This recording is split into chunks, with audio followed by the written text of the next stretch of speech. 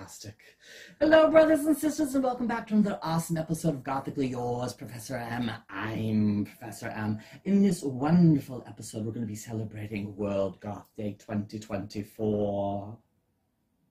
A little bit of black celebration for my goth brothers and sisters out there. Join Cedric and I as I answer 7 very difficult questions that I had found on the interweb. Join us. Now, the first and foremost question I know that someone's going to ask me, Professor M, what are you drinking this time? It's a brand called Stash. Notice it is purple. I'm celebrating the most luscious of all Victorian goth colors. Purple. There's not enough of it in my life. So today, this is called Christmas in Paris.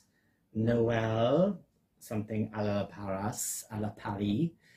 You can get this online. You can look at it. I love the Stash brands, and that's what I'll be drinking today. Let me try this out. A friend of mine turned me on to that a year ago. Down in front is 7 very, very, very unique questions that I had found online, and today I'll be answering them in succession. These are very, very unique questions that have popped up, and I'm thinking to myself, difficult, and they need reasons, and that's what professors do. Now, before I start my talk, I want to thank all the people who saw the previous video, number 50, about how vampirism slipped into the goth subculture. It has over 1,000 views on it, and I have received so many wonderful comments. In the middle of the video, I had expressed that I had my doubts on vampires existing and rubbed my hands and said I wish to believe. However, I had 3 very important goth sisters write me saying, "No, Professor, you are wrong. They do exist." And it was with great magnitude that I went into a little bit more research, and they've all said the same thing. I would like to express my very special thanks to E.B., Moonflower Fairy, and another very important goth lady in my life, my mom, who actually came down to me very hard and said, "How dare you say they don't exist?" What it came down to is what vampires are above us. They are more smarter than we are, and thus exist. Hiding in the shadows, they live a life seen but unseen. The answers were phenomenal, and I thank you all those who wrote in. Now, with that being said, let's go on to the first question over here.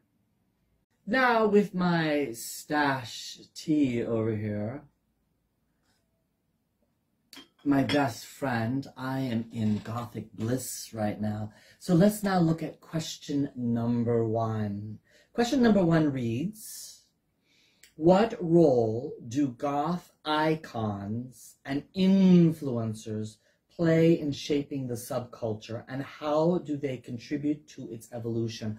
All right, first of all, as a professor, this is not a simple question. It's called a complex question where you have 2 parts, and I'm going to cut it in half and just deal with the first part. What role do goth icons and influencers play in the shaping of the subculture? Well, first of all, you got to understand what an icon and an influencer is. If you watch YouTube, you are probably looking at goth channels. Well, I subscribe to basically all of them, the ones that I find to be most interesting. And what I have found is that these people, whether or not you want to believe it or not, but anyone who's on YouTube becomes an influencer. So it's very vital for the information that they are sharing to be of utmost importance, whether it be for a baby bat or an elder goth checking facts. Now, I'd like to say that I have 3 very special icons and influencers in my life. The first one I want to talk about is Madame Absence. I love looking at her program. She talks about seamstresses, seamstressing and tailoring and making of clothing and doing all kinds of iconic shopping.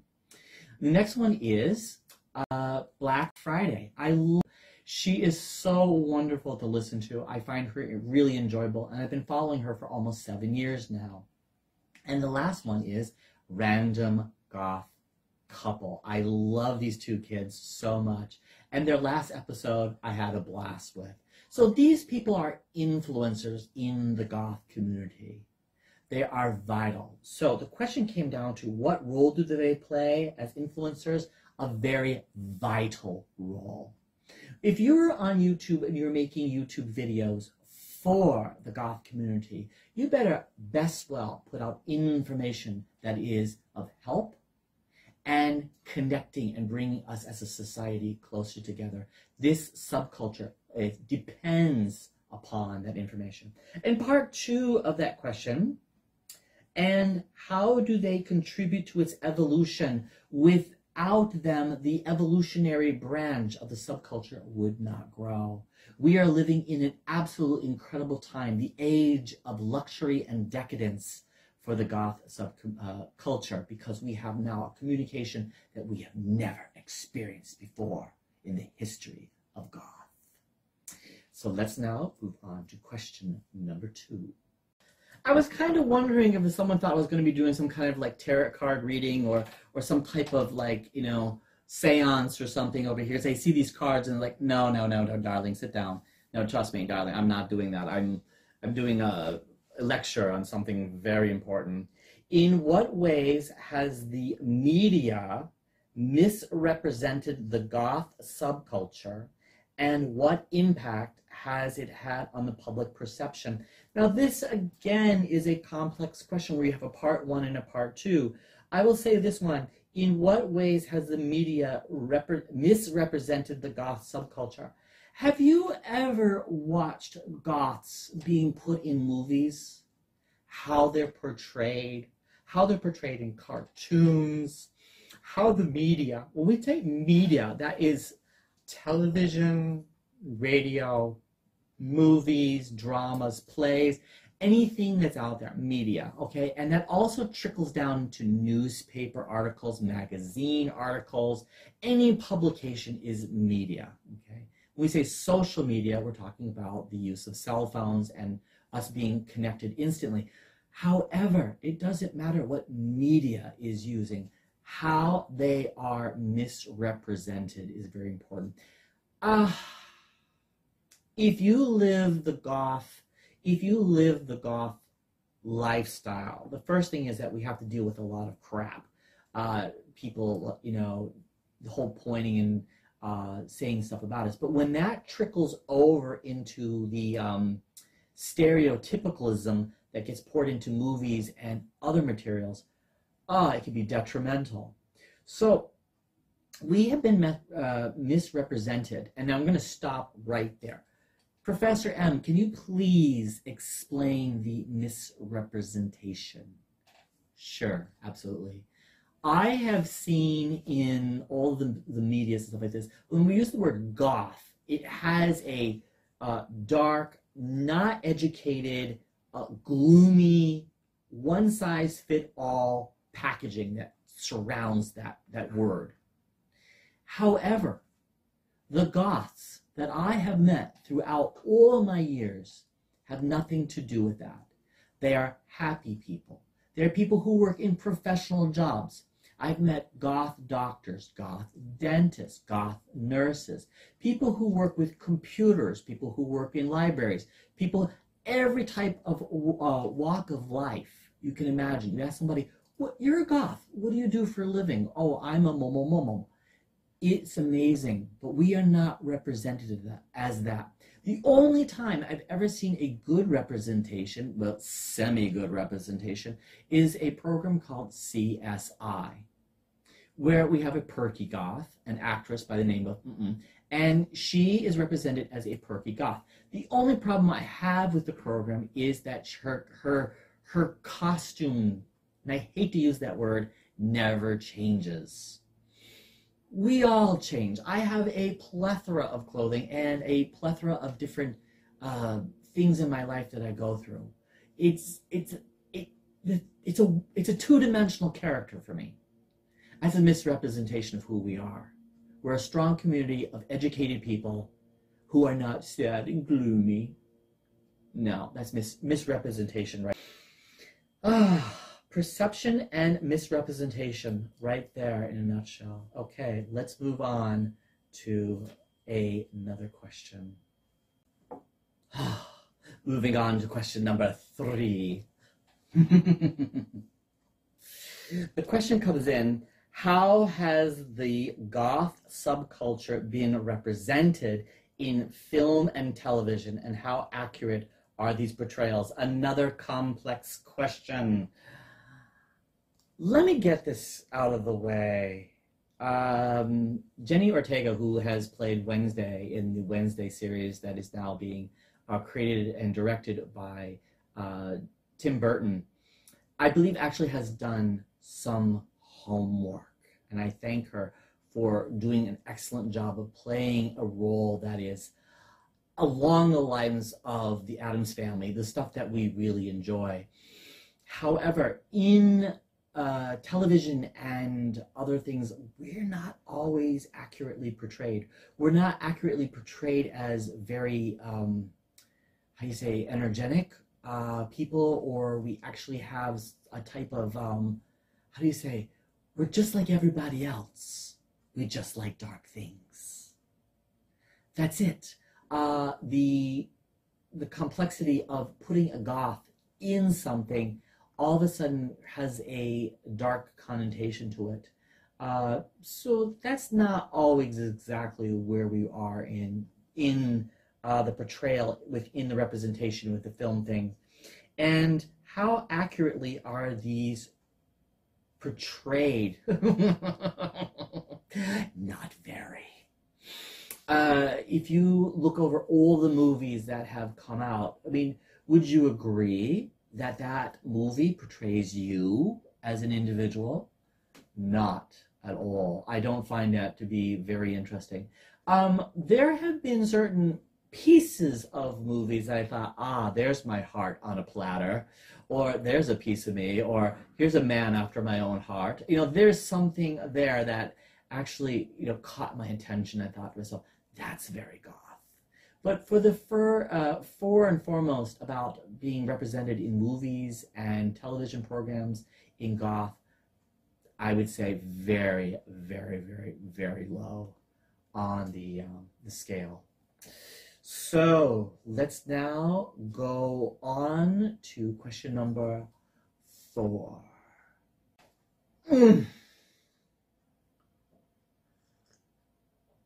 You tune in, just watch me drink tea, don't you?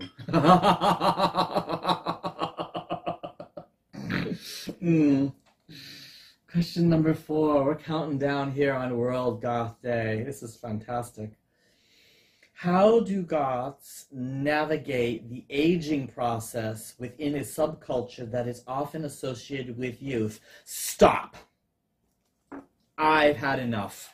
I read this question and I went through the roof on this one. Bats in my belfry. I just cringed at this. Associated with youth. No. Absolutely not. No. The foundation right now rests upon elder goths who have been there since the 1976 explosion and lived through the 80s. Okay, that is associate. No. If you, what this question is really saying is, it's just a phase. It's not a phase. If you live your life and you keep continuously going on, and you keep, you try to go into the sunlit world of, you should just wear blue jeans and try to fit in with everyone else and suppress your gothism, I question that your suppression would last very long, where you would explode. That's why you come back to goth, because it was always inside of you. Important to say, within the subculture that is associated with youth. Okay. If you look at this, what they're saying is that they would believe or say, you can get away with wearing makeup and stuff. I don't have my lipstick on today. Oh my gosh, I just realized that. My lipstick's in my case. That you can only do that when you're in the, how do you say that, the phase part of your life. You know, the teenage part, but you're going to grow out of that. You know, you'll get out of that rebellious stuff. Associated with youth? How do Goth navigate aging process? Fantastically, darling. Look at this. I'm 52 years old. Put the number above my head. I'm 52 years old and still in it. Have been since the 80s. I'm navigating my ship quite well. This isn't the Titanic, darling. Let's go on to the next question. I'm just checking out my candles over here. They're burning so beautifully. Oh, look at this one. Oh, I wish you could smell this. It's delicious. It's a berry. I don't know the name of it. But it could be anything. Ooh, I like this one. What impact has the Goth subculture had on mainstream media and pop culture? And how is it represented in films, books? Wait a minute.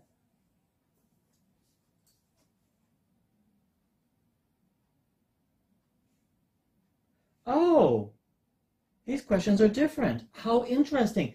This question and this question are quite different. All right, listen to this one. I thought they were the same. They are not. What impact has the Goth subculture had on the mainstream media and pop culture, and how has it been represented in film?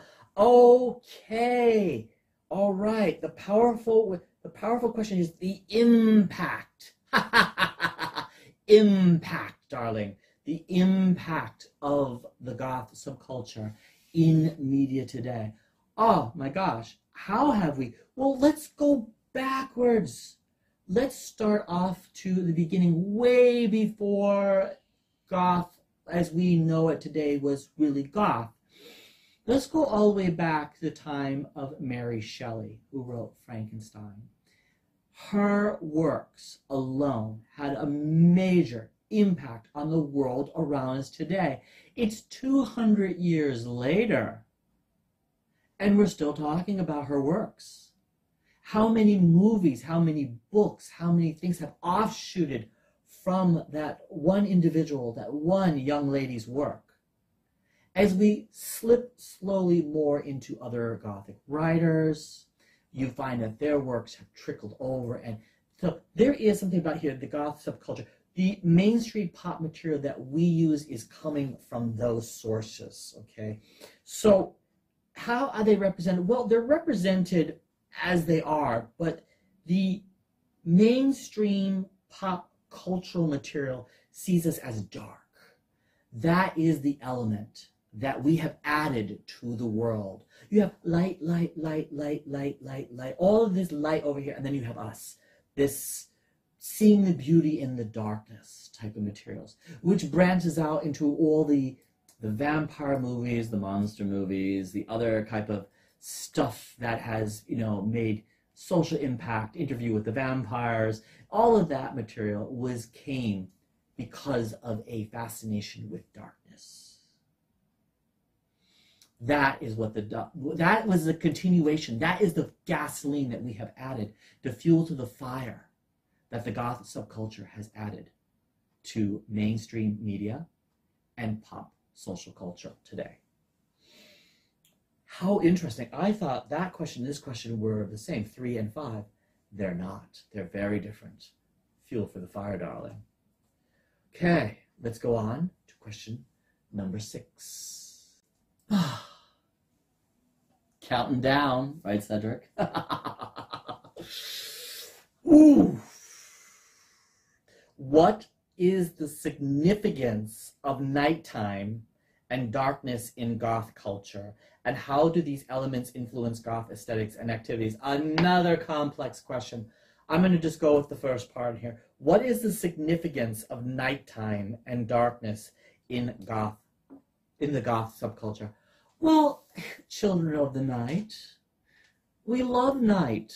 We love night. I don't know about you, but I'm a night owl. I stay up till sometimes 4 o'clock in the morning. Still get up for work the next day, do a full morning lecture, and then just kind of go away and, take a little bit of a dark nap somewhere in a dark space with a dark room, and let's just not worry about that. But anyways, I do nap in the afternoon. I'm turning into one of those.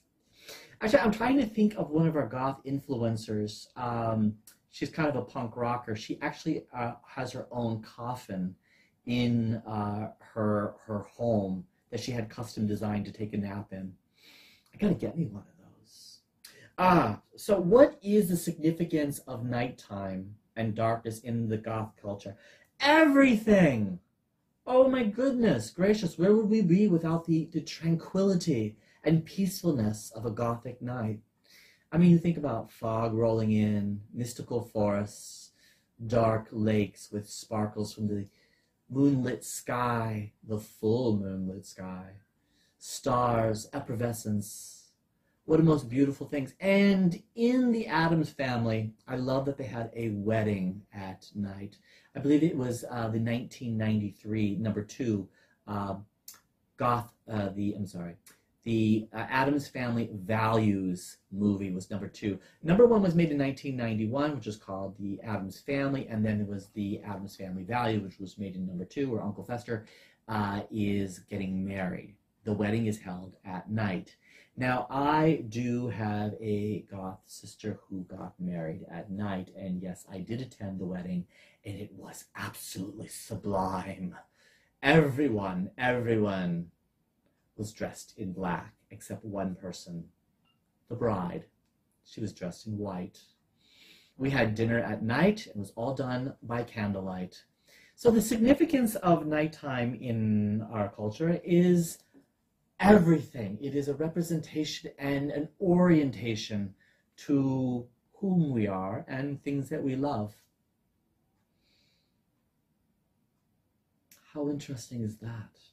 The second part of the question is, and how do these elements influence goth aesthetics and activities? Well, when you're creating something and the fabric is, it's going to pour over into your thing.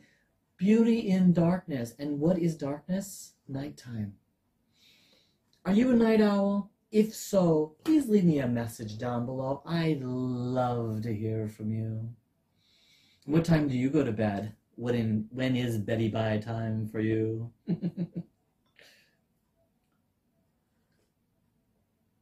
Even my daughter's a night owl. So let's go on to question number 7. In the final question that I have to answer here today, the final question of World Goth Day, 7 most difficult questions I could find. What are the future prospects of the goth subculture, consisting the change of dynamics within the society and evolution of the subculture identities? Can we get a more academic question out here? I didn't make these up. These are actual questions that I have found on the internet and have cut and saved them. These questions took me months to find, and I had a separate folder on my computer, which I just saved them. Interestingly enough, it says, what are the future prospects of the goth subculture? And now I can talk with ease. I can let down my hair. My beautiful blonde hair. I'm a dishwater blonde for those who really care. The future of the goth subculture, I would like to say it goes like this.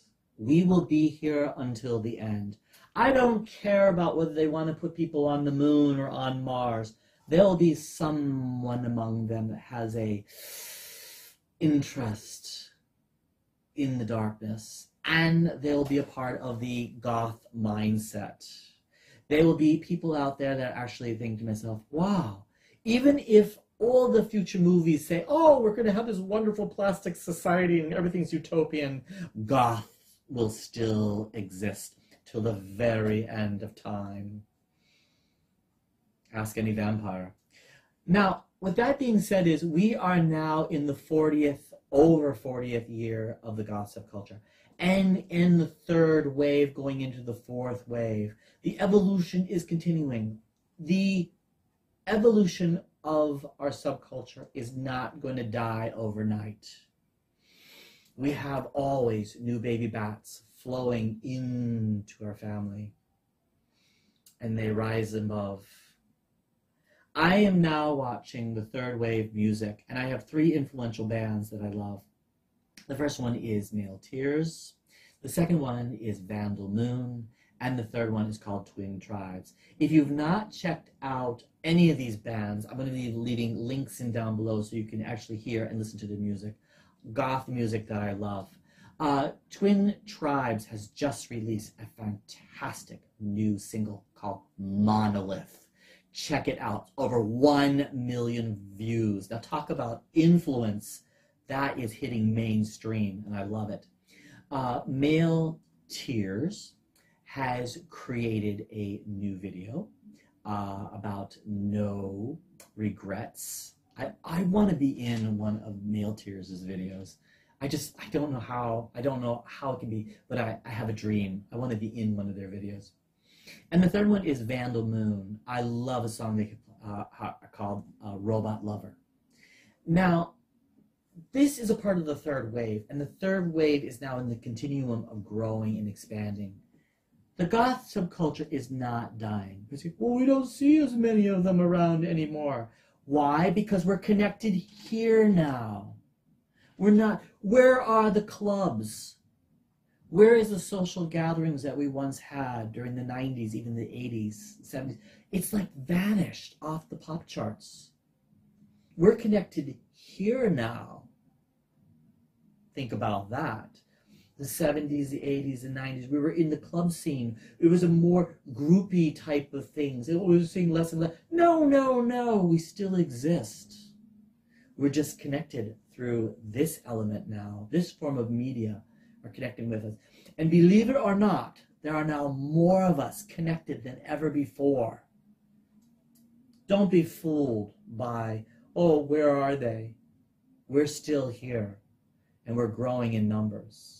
So this question, the prospects of the goth subculture in the future, it's fantastic. It's going to continue to grow and grow. I'm waiting for the 4th wave to come into, and I cannot wait until the evolutionary branch of the goth family tree branches out into new and more exciting goth elements. Ooh, and of course, there's a part 2 to this question. The dynamics of society and the evolution of the subculture identities. Exactly, I've already answered that. Evolution is inevitable. And any subculture that keeps evolving is in momentum. This is called inertia. That's a scientific word for means things that stay in motion, things that stay in motion, okay? You throw a baseball in space, it just keeps going and going and going and going. That's this goth subculture. We're not going to end overnight. All the questions are gone. However, we're not over yet. Not at all. This last part of my video is a very special shout out to brothers and sisters who've written me. Now there's a 99.99.99% chance that I will write you back once I see your comment. I love hearing from you, and always write me something down below. I read each and every one of them, and I love rewriting you back to talk about things. Over here, I have a wonderful list of brothers and sisters who have not had a shout out yet. So this is for brothers and sisters who are now being called out on World Goth Day.